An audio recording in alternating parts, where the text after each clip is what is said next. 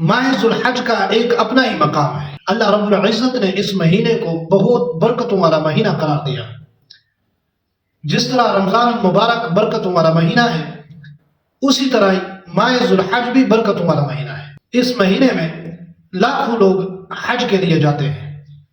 اللہ رب العزت نے آج تک حجاج کو کسی چیز کی کمی نہیں ہونے دی، اور اس مہینے میں کروڑوں جانور قربان ہو جاتے ہیں، ذبح ہو جاتے ہیں، جانوروں میں کمی نہیں آتی۔ آپ نے کبھی دیکھا ہے یا سنا ہے کہ کسی علاقے میں جانور کم پڑ گئے، جانور نہیں ملتے؟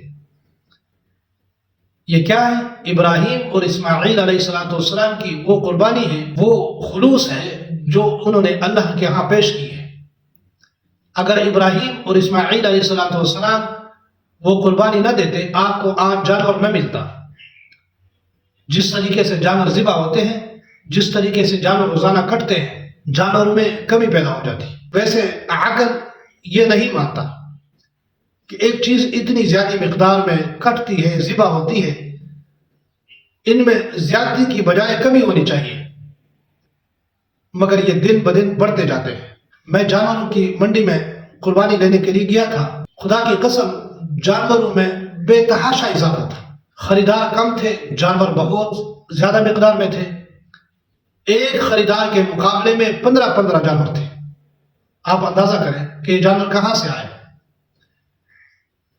جس بستی میں جائیں گے، 100 گھروں میں سے 10 گھر ایسے ہوں گے جنہوں نے جانور پالے ہیں۔ جو جانور پالتے ہیں، 90% لوگ جانور نہیں پالتے، جانور نہیں رکھتے۔ تو کیا ہے کہ جانوروں میں کمی کے بجائے جانور زیادہ ہوتے جاتے ہیں۔ یہ ان قربانیوں کی بدولت۔ ذوالحج کے 18 تاریخ کو حضرت عثمان غنی رضی اللہ تعالی عنہ کو بھی شہید کر دیا گیا۔ یہ شہادت یہودیوں کی ایک بہت بڑی سازش تھی، جس کی وجہ سے آپ رضی اللہ تعالی عنہ شہید ہوئے۔ عثمان غنی رضی اللہ تعالی عنہ نے جس دن اقتدار کو سنبھالا، اس دن سے یہودیوں نے، مشرکین نے، منافقین نے سازشیں شروع کر دی تھی۔ حالانکہ عثمان غنی رضی اللہ تعالی عنہ نے ان پر بہت زیادہ کنٹرول پا لیا تھا، مگر عثمان غنی ایک شریف النفس انسان تھے، ایک اعلیٰ قسم کے انسان تھے۔ وہ خون خرابہ نہیں چاہتے تھے۔ جو یہودی سازشیں کر رہے تھے، عثمان غنی رضی اللہ تعالی عنہ ان کو بھی ختم کر سکتے تھے، مار سکتے تھے۔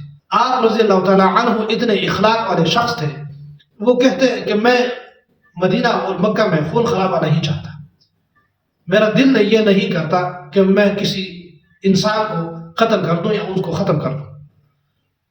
یہ یہودی اسی دن سے، جس دن سے اس نے اقتدار سنبھالا، سازشیں کر رہے تھے، سازشوں میں مصروف تھے۔ آخر 12 سال اقتدار کے بعد اس کو شہید کر دیا گیا۔ عثمان غنی رضی اللہ تعالی عنہ کا اخلاق اتنا اعلیٰ درجے کا تھا کہ انہوں نے کسی شخص کو برا بھلا نہیں کہا، کسی شخص سے اس نے بغض نہیں رکھا، کسی شخص سے اس نے ضد نہیں رکھی۔ 12 سال اقتدار میں کوئی شخص یہ ثابت نہیں کر سکتا کہ عثمان غنی رضی اللہ تعالی عنہ نے کسی شخص کے ساتھ حسد رکھا ہو، بغض رکھا ہو۔ مگر یہودیوں کی یہ ہمیشہ سے یہ سازش رہی کہ مسلمانوں کو انہوں نے ترقی نہیں ہونے دینی ہے، مسلمانوں کو انہوں نے آگے نہیں چھوڑنا ہے۔